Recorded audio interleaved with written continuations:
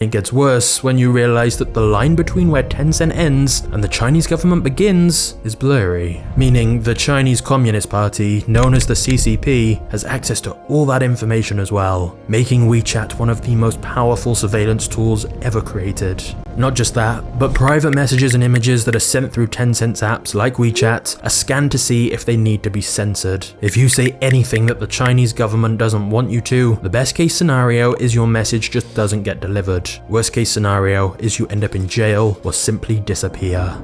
For example, one citizen literally just made a light-hearted joke to some friends about a government official and soon found himself jailed for a text. And it almost seems like the CCP wants people to be aware of this in order to prevent them even trying to say anything they don't like in the first place. Because the Chinese government has even openly confirmed that it can access deleted WeChat conversations as well without permission from the user or courts. However, China has definitely taken it to new levels. Amnesty International is an organization focused on human rights and carried out a report of how messaging apps handle their data, and they concluded the worst offender by far was Tencent, the only company to literally score 0 out of 100 for its treatment of data. This is because of massive problems about transparency and what they do with data, where it ends up, and not even denying that it gives the CCP a backdoor to access all encrypted messages. Now, of course, pretty much all Chinese companies have to have some ties to the CCP in order to be allowed to succeed, but Tencent is unique because it has been allowed to monopolize entire industries in China and use brutal tactics to wipe out competitors without any interference from regulators. But in exchange for that freedom, some would say as a result, they've been turned into a weapon for the Chinese government. It's estimated the CCP has thousands of members inside Tencent, including party officials on the Tencent executive board who can influence decisions. For example, during the initial COVID outbreak, the Chinese government used WeChat for population control, assigning color codes to determine whether people were healthy and what they were eligible for, like if they were allowed to leave their homes or not.